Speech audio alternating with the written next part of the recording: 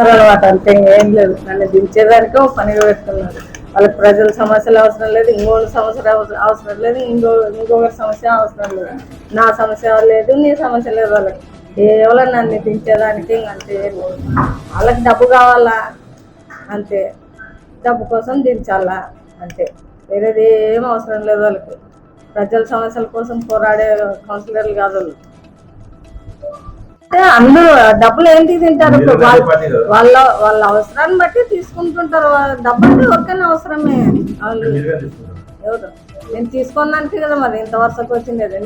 నేను అదే డబ్బు తీసుకుంటే నన్ను ఇంత వరుసకు రాని రోజులు నిద్ర పెట్టుకుని పూజిస్తుండ్రు దానికి. ఆ డబ్బు ముట్టని దానికే నన్ను ఎద్దించి వాళ్ళు దోసుకోవాలని చూస్తున్నారు.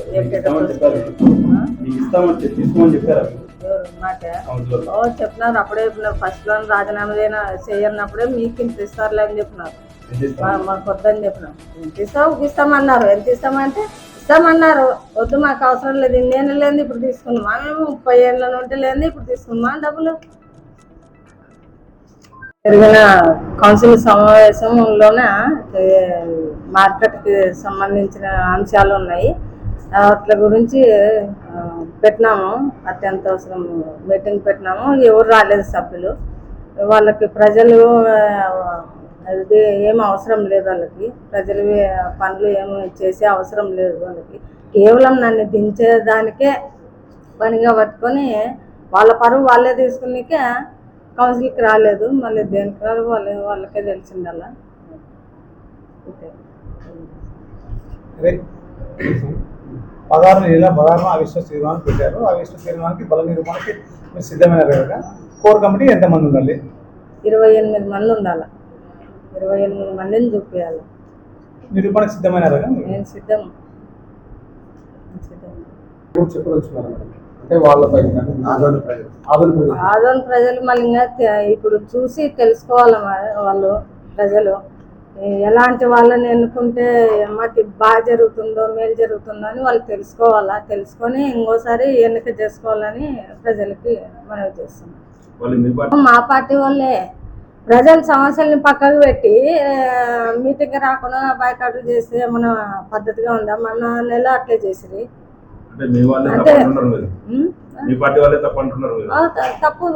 తప్పనే చెప్తాము. ఏ పార్టీ వాళ్ళనైనా తప్పనే చెప్తాము. మా పార్టీ వాళ్ళని చూడము, ఇంకో పార్టీ. ప్రజల సమస్యలు ముఖ్యం మనకి. మనల్ని ఎన్నుకునేది ఎందుకు? ప్రజలు వాళ్ళ సమస్యలు క్లియర్ చేసేదానికి మనల్ని ఎన్నుకునేది. దాన్ని వదిలేసి మనము ఎమ్మని దించాలా, ఇంకొకరిని నిలబెట్టాలా, దీని మీద కాదు పోరాటాలు. ప్రజల సమస్యల మీద పోరాడు ఒప్పుకుంటాం ఎవరైనా కానీ. గత 3 ఏళ్ల నుంచి వాళ్ళే ఉన్నారు కదా. ఇన్ని రోజులు చెప్పండి, ఈ రోజు ఎందుకు చెప్తున్నారు? ఇన్ని రోజులు వాళ్ళు ఏమనలేదు. మళ్ళీ దింపుతామని దానికి కాదు, దింపుతామని దానికే నిందలు మోపడం లేదు. నేను వాళ్ళు వచ్చి ప్రజల సమస్యలు తెలుసుకొని పోయింటే నేనేమన్నాను వాళ్ళని. ఈ రోజు కూడా వచ్చి మన ఎట్లా వచ్చారో వచ్చి కొన్ని అంశాలు ఇది చేసుకొని పోయారు కదా. ఈ రోజు కూడా అట్లా వచ్చిపోయి నేను ఎందుకు చెప్తాను వాళ్ళ గురించి తప్పుగా? ప్రజల సమస్యల గురించి వాళ్ళు వచ్చి విచారణ చేసుకొని పోయింటే నేను ఎందుకు చెప్తాను? వాళ్ళని తప్పు ఎందుకు పడతాను? మన్నట్లు ఇప్పుడు ఫస్ట్ నుండి సంవత్సరం నుండి ఇదే జరుగుతుంది. రాకుండా తక్కువ రావడంలో వస్తున్నారు, పోతున్నారు, బయట చేసిపోతున్నారు. అంటే ప్రధాన సమస్యలు ఉన్నాయి. మార్కెట్ ఉన్నది ఉన్నాయి. వైకాపా అధిష్టానం నుండి మీకు ఏమైనా భరోసా వచ్చింది? మీరు జగన్కి లేఖ రాసినారు కదా? రాసినాం, ఇంకా రాలేదు. బైకాట్ చేసినారని రాబోయే ఎలక్షన్ లో మీకు టికెట్ ఇచ్చినా సంతోషమే, ఎక్కువైనా సంతోషం. దేనికైనా సిద్ధమే.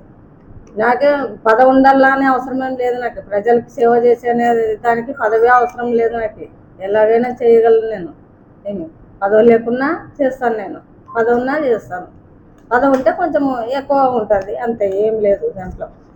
పదవి ఇప్పుడు కూడా ఈ చైర్మన్ పదవి నా హోదా కోసం కాదు. నేను ఇది హోదా అనుకోలే, ఇదో బాధ్యతగా ఉన్నాను నేను.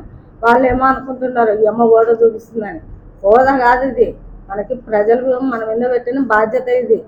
మన ఈ అధికారం చూపించుకునే కాదు ఉండేది పదవి. జగన్ నిర్ణయానికి కట్టబడి ఉంటామని చెప్పినారు. జగన్ నుండి సమాధానం లేదు కాబట్టి అంటే మీ మీద అవిశ్వాస తీర్మానం జగన్ కూడా ఇష్టపడని తెలుస్తుంది. మరి ఎట్లా మీరు ముందుగానే రాజీనామా చేస్తారా లేకపోతే అవిశ్వాస తీర్మానాన్ని ఎదుర్కొంటారా? ఎదుర్కొంటాను. అంటే జగన్ మాట మీద మీకు నమ్మకం ఉందా? వస్తుందనే ఇంకా